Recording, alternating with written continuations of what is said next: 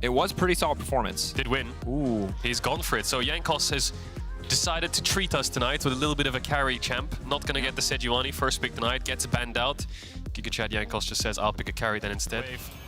Oh, the crowd knows it's coming. Little bit of action. Oh, Jack Spectra leveled up. That's going to sting a bit. They're trying to take away the passive from Sejuani. That's going to be big. Knockup down goes in. The TP coming in. Jack Spectra trying to turn it back. Toss, ticking, burning. Goes down for first blood. A KO. Looked at how these two teams were going to match up. Bot lane was one of the big areas that we talked about there potentially being a discrepancy. But jungle, the area where they could have an edge now is Jankos comes into the top side. Nice slow coming out here. Heavy, he's going to flash. Jumping out. No! He's done. He already flashed. He's done. He's gone. The experience coming out of Jankos doesn't go for Drake early. Make sure he's topside on the spawn timer. Red buff warded to make sure that he's safe. And he's not running into any 3v3. This one up really easy. Marcoon's just going to look for some top camps. Maybe he can find this top dive that he's been looking for these past couple of hovers. Evi's full HP though and has ult, so yeah, he just runs away from that. Doesn't even. He can finally look to apply his advantage to other areas on the map. Rest of Heretics pushing in mid, maybe looking to immediately use that Herald as Jack Spectra steps up and chunks out Certus. Yeah. Herald goes down, tower goes down. That's the trade thus far. Team Heretics maybe wanting to keep this play going, but the Colin going to come in and delete a lot of these minions. Will at least slow the push down a little bit. No plates. Herald's going to do a good chunk of damage. If they can break mid, it's big for the team. It's a long con play, and it's going to work out. So a lot of gold goes over to the Zeri, but Heretics traded for map. The CC and get in range, then she's just going to take over. So Heretics actually playing for the 3-man mid here. Ruby and Jack Spectra have been grouping up a lot, so you'll notice that Jack Spectra's creep score is just falling down slowly to Exakick, who's just being donated all these side lane gold. So what Heretics are doing here is they're just forcing map control and allowing Exakick else back. They've lost the tier 2 mid. Evi's still in the area, though. Can just leap into the wave and delete it. Jack Spectra coming in. There's not really much of a big pretty well. Now body block. TP coming in, getting the flash out from DOS. Ruby TPing to the top side. Jack Spectra here as well. Irrelevant now coming in as well. Jack Spectra just going to dash right out to safety. Scooped back. Irrelevant. There's nowhere to go. Okay, it's just a little charitable kill donation there as Evi wants to keep the play going. Towers on opposite sides. And then you overload a side lane. And then you'd come into your side lane expecting to trade opposite again. And they're all just standing there. And then you have to TP, invest resources, and here they are again. If at first that you don't succeed, try again. Gonna look for the stun, stolen Jack's ultimate. Gonna make sure that Certus is nice and tanky. DOS tanking that one up there. Desperately trying to finish off. Irrelevant, he's gonna turn Mega, but will he get anything done in time? No, they're finally going to kill Evi and break this tier 2. The only silver lining on the back end of that play is the fact that there's really nothing left on the map. Level 15 already. Rod of Age is so strong in getting this side us up to 16. Oh, he flashed. Away. Big stun looking for the solo bolo. Irrelevant flashing back. Just slightly into the same time as he passes it up. Evi! He finds it. The solo kill buffed up by Nami somehow. Will grab that one. Was he? That's what it said on the screen. Okay. I don't know if we can trust the screen right now, but that's what it said on the screen. He got the assist on the bottom right. Wait.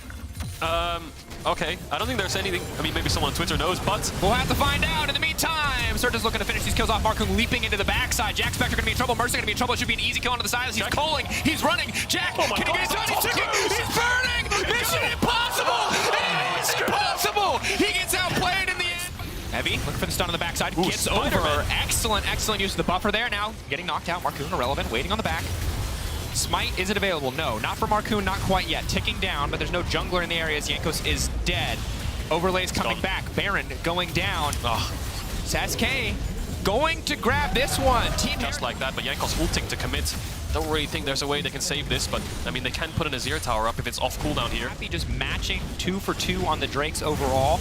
Ocean Soul. I mean, it's Jankos waiting against that wall there.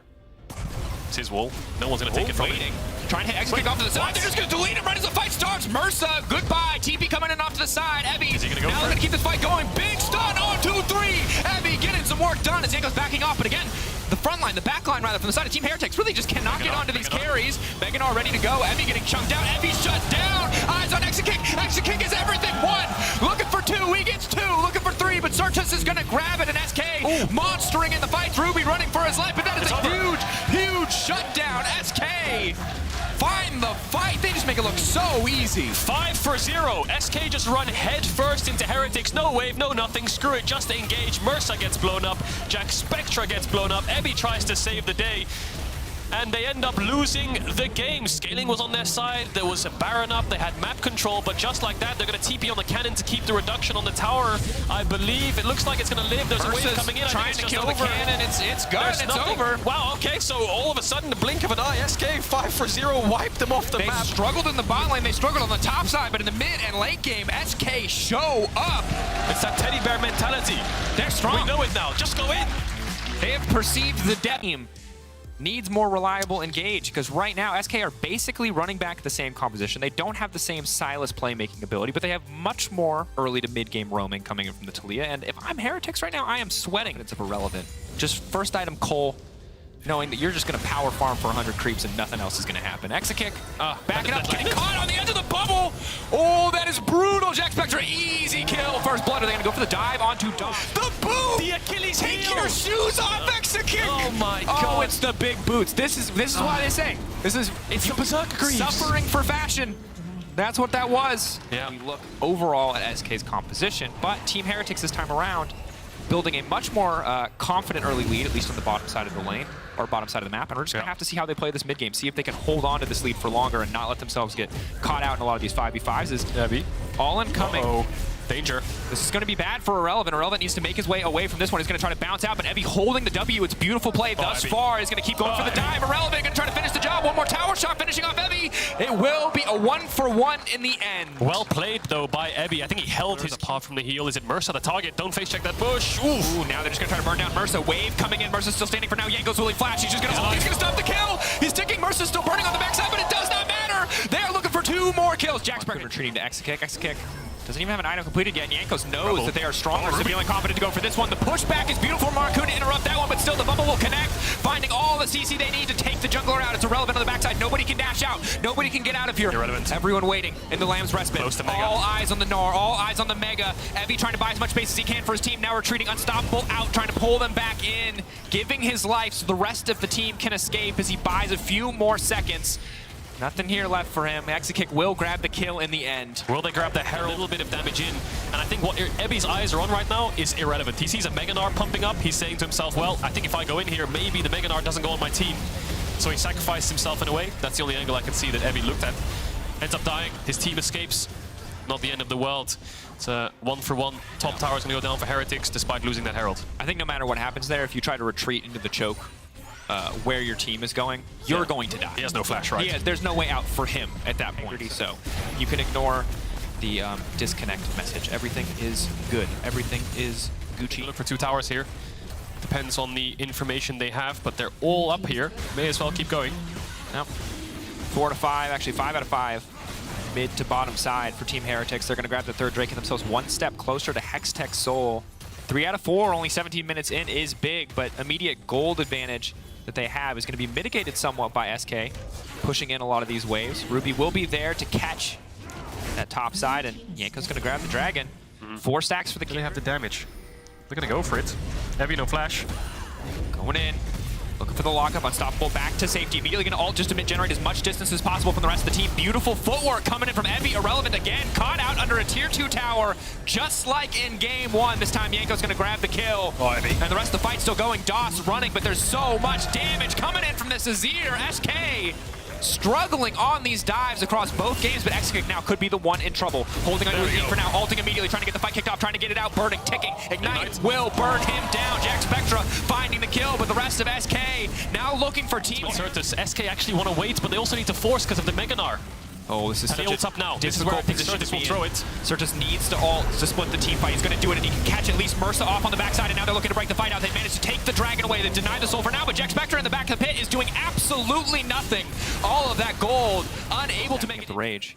They know Marcoon's around here. They don't see him. Here's the wall. Now they're looking for Azir. Wall's going to be big. Ruby isolated. Damage is coming in, but he's going to get pushed back into the rest of the team. Now ulting back in. Certus should have the free setup of his life. Irrelevant! Finding 2 instantly on the backside, but no one follows up. No one is there for him. He is left empty-handed. This man's going to have to buy himself flowers at the back of this team fight because no one else is going to do it.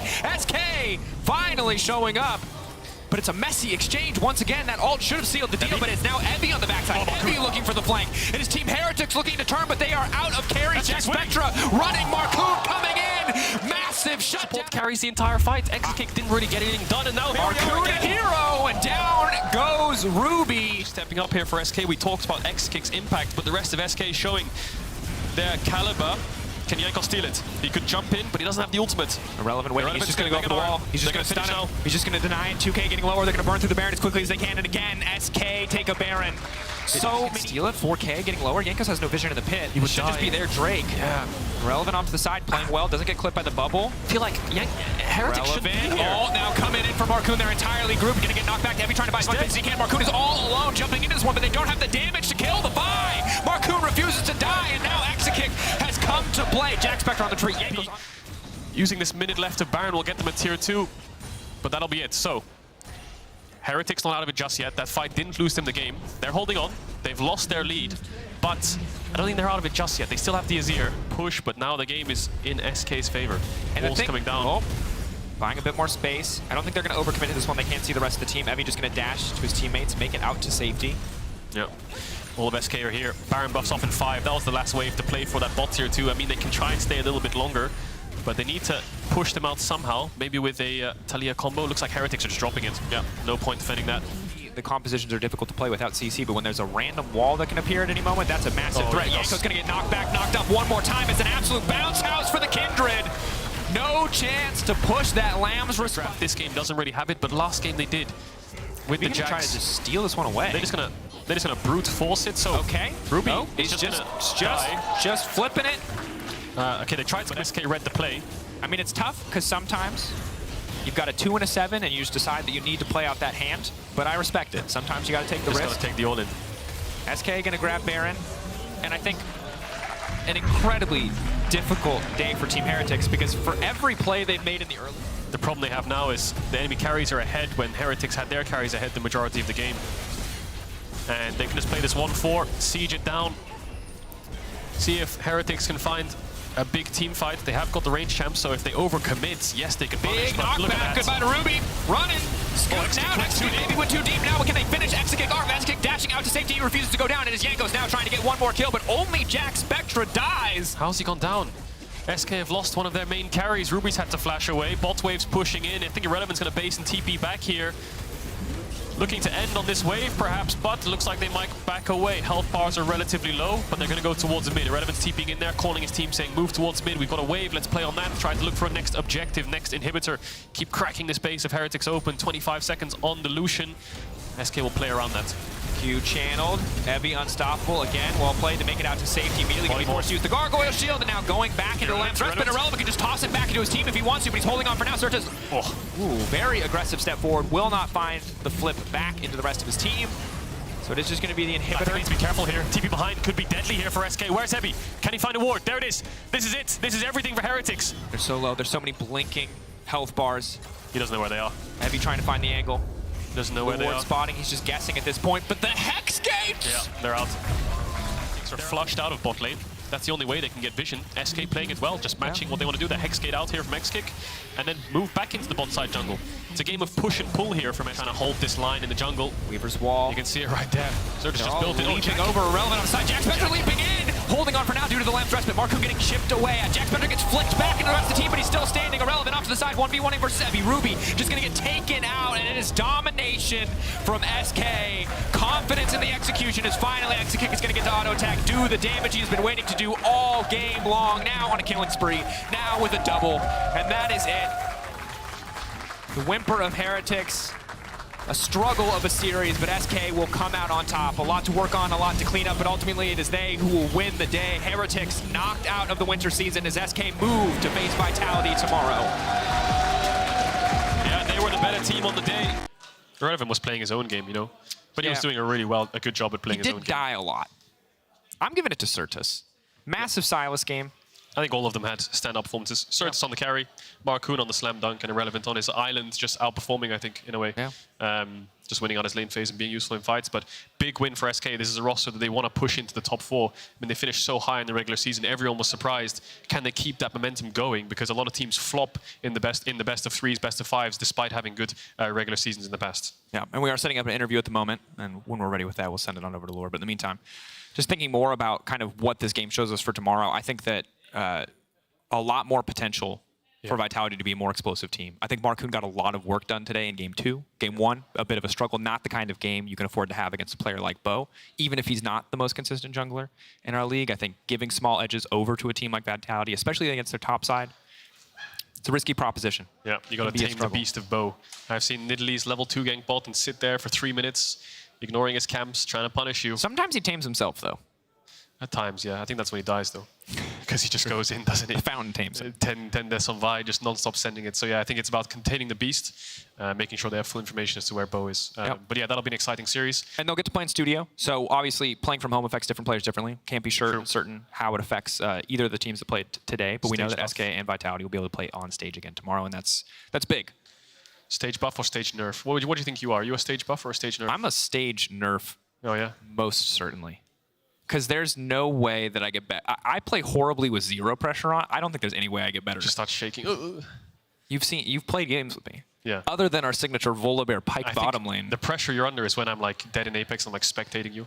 And like That's true. 2 or 3 people are watching you and you're the last one alive. It's like... Yeah, the nice thing about League of Legends is people don't usually get to watch my POV until they're already dead. So it's like, oh, you're going to criticize me? Is this a seance, bro? I'm sorry. I didn't know we were speaking to ghosts. All you see is the flashy highlight reels. You just clip those on out. That's the secret. You can be bad at League, but if you clip your right moments, people will think you're good. Just make montages. Yeah, the PogChamp moments. Your Pike has a lot of PogChamp moments. Thank you. I don't think it has as many PogChamp moments as Certus' Talia in this series, though. Did I have a lot of PogChamp? Did he die in this series? I don't think he did die. We'll have to find out. Interview. Looks like we're having some technical difficulties as I have some speaking difficulties. So in the meantime, we're going to head to a break. We'll be back with more LEC action. Don't go anywhere. I think Medi's coming up. It's going to be a great day. BDS coming up. Astralis. Welcome back to the LEC for our post-game interview with winner Exakick. Thank you so much for joining me. Félicitations for taking down for taking down Heretics today. I want to talk about this series. It was really clean 2-0 from you guys, but the second game didn't go as expected. I think in the early game because of the whole Jankos attention to the bot lane. Can you explain how it impacted the early game and the first 15 minutes of the game for you guys? I mean, especially for bot lane matchup, right? We are supposed to do 3-wave crash because we have full power into Lucian Nami because they are very weak level 1. But then I think we were too early, so I think it shows on the broadcast that Nami is sweeping the wards, right? Level 1. Yeah. And then Jankos knows we have no wards, so it just comes to level 2 gank and be annoying when we want to stack the wave. So I'm forced to base in this matchup. And then our jungle is weak, so we can't really contest the Kindred. So I just can't play actually because of this gank, which is not supposed to be normal, but I guess in this game it was a very good call from them to just not allow us to play on bot. It was really well played for them, but how did you recover from this? I mean, honestly, when I saw Gale force Lucian into me having like boots and 3 longsword, I was like, it's fucking lost. But I think from this, our Gnar is allowed to play 1v1, right? Because Kindred is camping bot, and then he's getting ahead, and then we are getting plates and CS lead, and then Mark is getting 6. So how we play is just like we play through Gnar flank in team fights. We don't play through mid too much because Lucian is too strong, and we just play front to back with the Talia, because actually Talia is very good into their comp, right? They have like 4 champs that needs to dash. They can't really play into her, so the game was just not around me anymore because I was too behind. It was more around my top side and just fighting well. And you came up with the right game plan to finally get the victory that time. And I wanted to follow up on the matchup on the bot lane, actually, because for me, this series was all about bot lane. And in Reddit check, we hyped up the matchup between you and Jack Spectra. What do you think of him as a player? Because you guys go way back from the EU Masters last year. And how do you think he developed as a player this year in the LEC? I think he's good. But honestly, I think me and Dos are probably slightly better than Jack Spectra and Mercer, right? But here they kind of surprised us in game 2. But yeah, overall, I think we stepped up a lot compared to EU Master, where we completely choked, right? That's why we got Giga Stomped. And I think the key is just to kind of not give him Draven, right? Because he's very comfortable on it, and they probably have a very clear game plan on how to play around it. And that's what we did here in this series, right? But yeah, I mean, it's very nice to play against him because we have kind of like this rivalry, right? But I think we are better probably as a team and on the bot lane, so that showed on game 1, right? But on game 2 it was kind of I got kind of shit stomped. But yeah, I mean, it's kind of nice. It can't always be about you guys and bot lane, but you were mentioning how confident you feel right now in the LEC, especially being paired with DOS on the bot lane. And I know that there's a lot of discussion around the fact that you may become one of the best bot lanes in the LEC in the months to come. How do you react to this? I think that's probably a cap. I think we need to still work a lot with us, especially on our confidence on stage, because probably in scrims we play very good, but sometimes we have troubles to replicate it in the officials. Whereas there is like bot lanes like G2 that probably don't care if it's scrims or officials, right? So they just play very good. And I think Koi bot lane stepped up a lot, and they came back to their summer split form. So I'd say that we are not too bad, but we are not too good either. We just need to keep working and stay disciplined and hope that the game 2 against Heretics never happen again, especially when the matchup is supposed to be that free. I know you take losses and everything like this very personally. And talking about SK as a whole, you came into this week having to bounce back from the loss you suffered last week, knowing that if you won today, which you did, you would have to play again tomorrow against Vitality. How did you prepare for this week, knowing that you had to play potentially 2 back-to-back best-of-3s? I think we prepared Heretics first, and Vitality we don't really care too much because there is the series against Heretics first. And personally, I was like, wait, if I lose on Saturday, I'm out actually, and I'm in vacation. So I was like, kind of shocked actually that we can be 3rd place in the regular season and just be 8th to 7th place on group stage. But now winning 2-0 and advancing into the next step, I think it's nice. And I think Vitality didn't show up that strong, I'd say, against Heretics last week. But we didn't either against Koi, right? So I think it's just gonna be fun tomorrow to play against Neon. I hope that they come up very strong on the bot lane against us, so we can have fun. And yeah, I just wanna win against them, right? Well, I hope you guys give us an amazing series. Thank you so much for the interview, Exakik. À demain against Vitality. And to set up for our next match, Astralis find themselves on a miracle run. And a few weeks ago, on the Baron Pit, Ender agreed to Finn's request to have him on between 2 Iverns in exchange of making the miracle run. And to make good on our end of the bargain, Ender, over to you.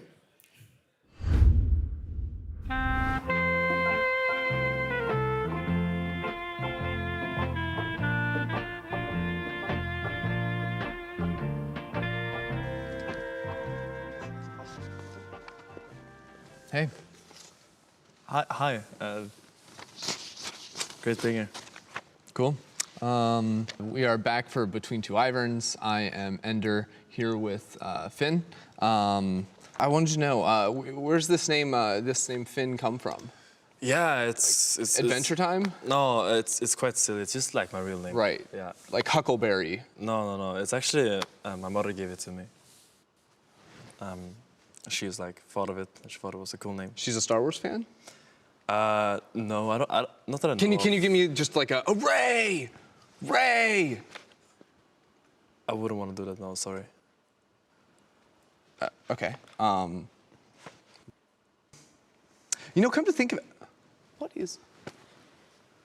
Do you mind? I'm trying to conduct a professional interview back here. Get back to work. So actually, I wanted to talk to you about, obviously there's some big games coming up this weekend. Maybe at some point, are you okay? No. Is he bothering you? I'm just curious what it's doing here. That's all. Budget cuts. Budget cuts. Yeah. I see. Astralis would know something about that, right? Yeah. I mean, you